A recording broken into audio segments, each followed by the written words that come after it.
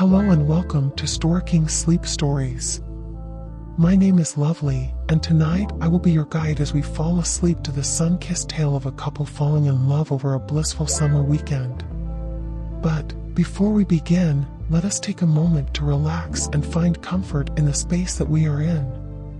Close your eyes and allow yourself to sink into your mattress. There is nothing you have to do at this moment. No obligations. No tasks. No expectations. You can just be.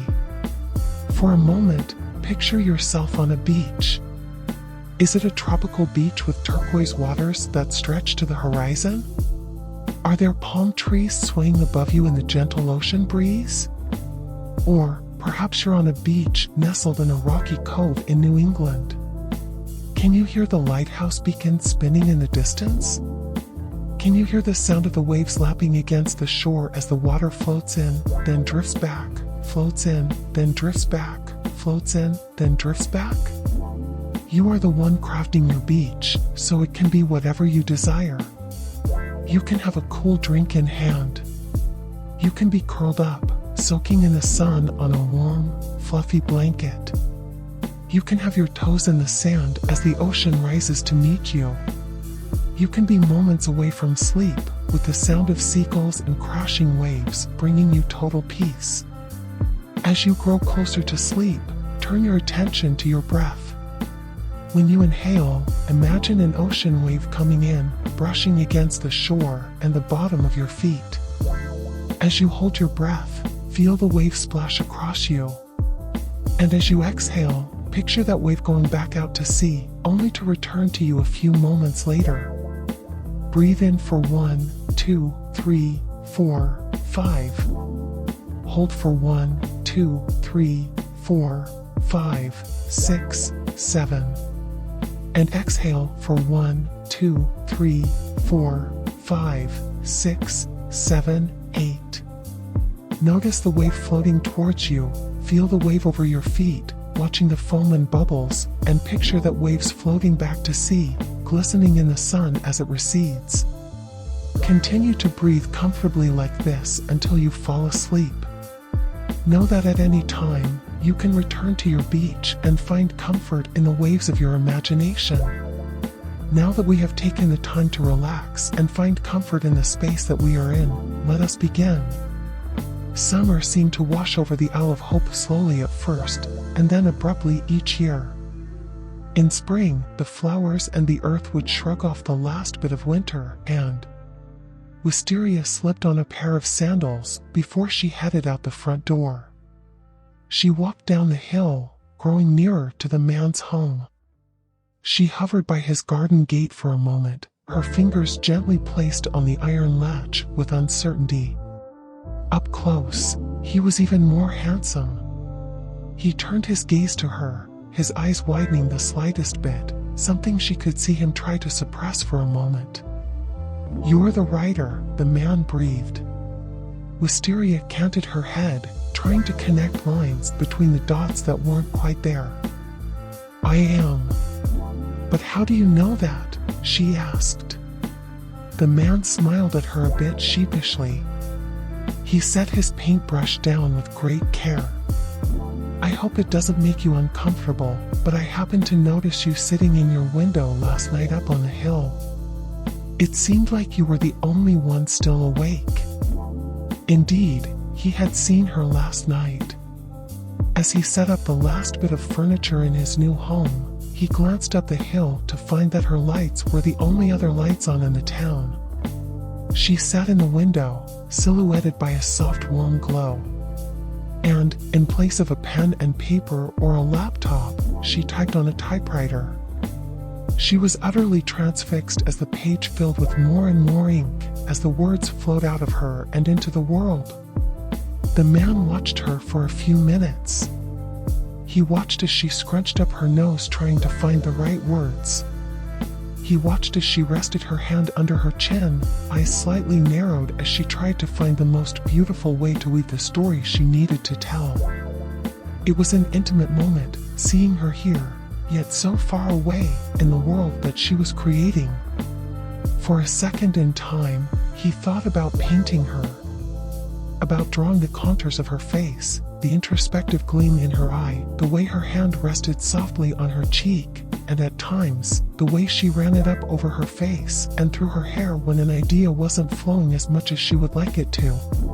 Yet, he brushed that thought away. Perhaps that day would come sometime, but it had not come yet. Instead, he turned out his lights, gave his paint set a tap, and went to bed. Now, standing before her, he felt as though he was standing before a muse. He was worried that he would offend her, but she simply smiled at him. "I'm the writer, and you're the painter," she replied. She extended her hand, introducing herself as Wisteria. The man couldn't help but glimpse at the wisterias that were hanging just overhead. "My name is Atlas," he said back. And, from that moment on, Atlas and Wisteria knew that their lives were going to be intertwined. Now, they had no idea of how long that would truly be, but soon, for a day, while enjoying the splendor of summer, they would get a hint about how interconnected their lives would be.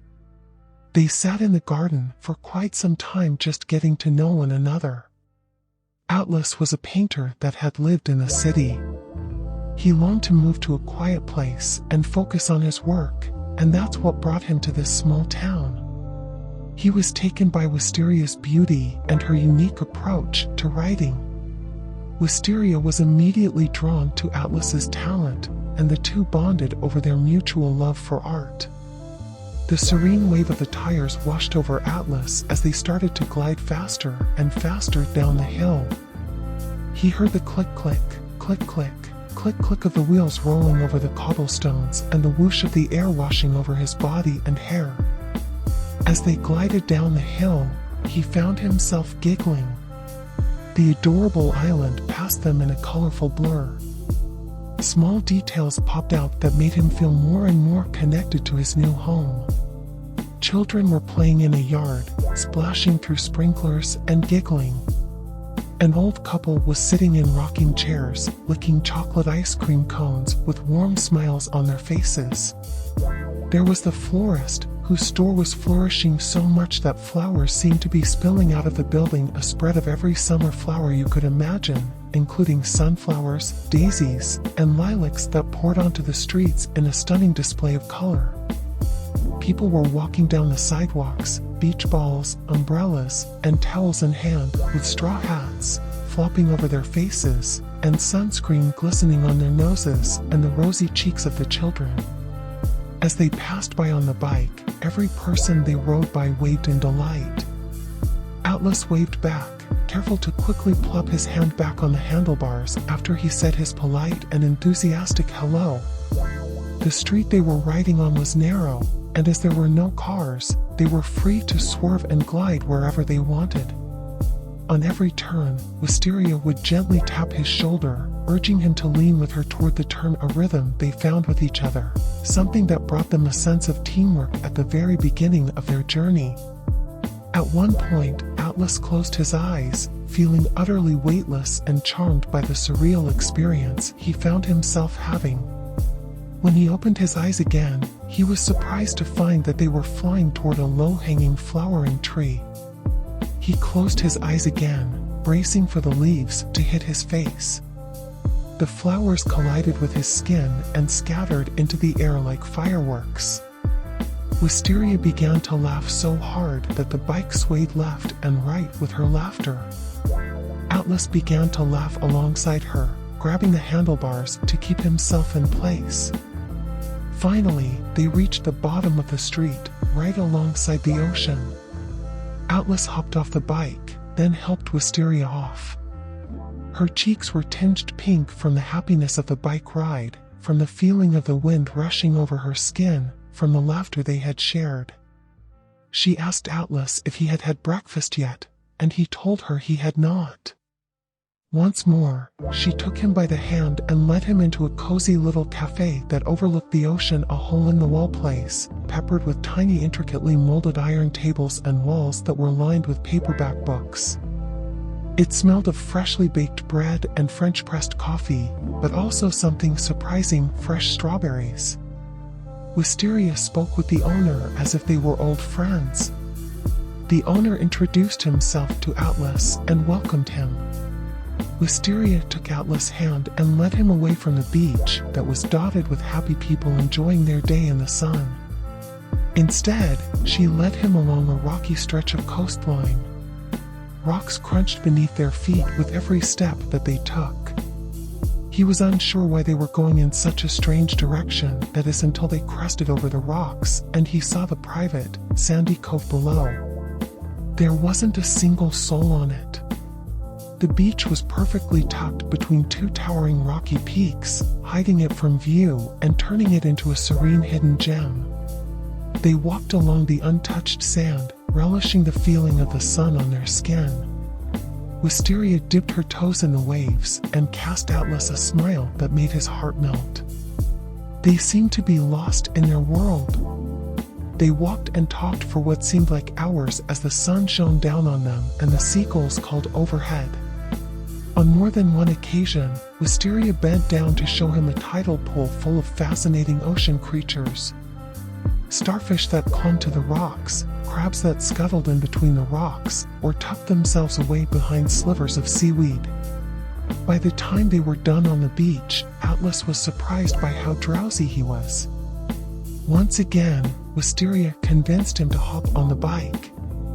She pedaled along the coastline, heading to the west side of the island, the wilder, untouched part of the island. As the cozy homes faded away, the landscape became more and more beautiful. Small rivers and creeks wound through rolling green meadows. And, in the distance, there was a promising location rising seemingly out of nowhere. A hill that was a kaleidoscope of colors. Pinks, purples, greens, and yellows, a hill that was truly alive with wildflowers. It was so breathtaking that Atlas felt as though he was frozen in time for a moment. They parked the bike and wandered into the meadow. Atlas could feel the petals brush against his skin as he walked. The aroma of the wildflowers embraced him as he walked further into the meadow. And then, Wisteria pulled out a blanket. She laid it in the middle of the grass with flowers surrounding them. They lay down on the blanket, and within a few minutes, Atlas felt his eyes closing. Wisteria told him that this was the best part of the summer experience. You enjoy the ocean, take in all it has to offer, and then you must enjoy the land and what it has to offer, as well. He could feel the heat of the summer sun on his skin. Around them, the wildflowers danced and swayed in the breeze. He listened to them as they swayed back and forth, back and forth. The rhythm of the rustling put him utterly at ease. And then, something else happened that made the moment even more peaceful. Wisteria placed her head on his chest. His heart stopped for a brief second as he took time to understand what was happening. Gently, he wrapped his hand around the small of her back, holding her in place. They lay like this for quite some time, until their breathing started to fall in sync with one another. Slowly and deliberately, Atlas began to paint Wisteria. Around them, crickets chirped, grateful for the warm summer night. Below, the waves crashed steadily, crafting a symphony just for them. Every stroke of the paintbrush felt right to Atlas. He wasn't painting with logic, his schooling in mind, or the expectations of society. He was painting for himself, to remember and embrace the day that he had spent with a special person. Soon, the painting was finished. His hands and white shirt were peppered with paint, but he didn't mind. And when he showed the painting to Wisteria, any other worry in the world melted away. Tears formed in Wisteria's eyes. She wrapped her arms around him, drawing him against her. They held each other for quite some time, feeling less alone than ever before. When they parted, Atlas gave Wisteria a simple kiss on the forehead. He lingered there, giving the moment the time that it deserved. As the crickets continued to chirp and the fire crackled, they held each other's hands. It was only the first day of summer, and ahead of them, they had an entire summer full of memories to make. I hope you enjoyed this sleep story and that it helps you reach a night of peaceful, relaxing sleep. Join me again tomorrow for another sleep story. Until then, sweet dreams.